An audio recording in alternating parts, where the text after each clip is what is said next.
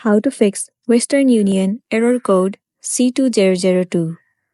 In order to fix this issue, let me move into one of the article which is going to help you out. So I've taken some of these tips from the official article which is going to help you out in the further. So the very first thing you want to do is to check your information. All the personal information like name, address, date of birth, it should match the official documents. After that, the next thing you want to do is clear browser cache or try a different browser. Clear the cookie and cache from your current browser. Once done, the next step you want to try doing is update the app. If you're using mobile, update the app on your Play Store or an App Store. You can also try uninstalling and reinstalling the app.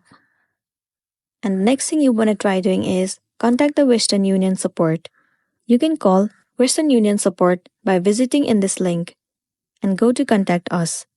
You can use live chat on their website, or else you can also visit a physical location with ID to verify your account. So that's the wrap for this video. If it was helpful, give it a like and check out our next tutorial. Thank you.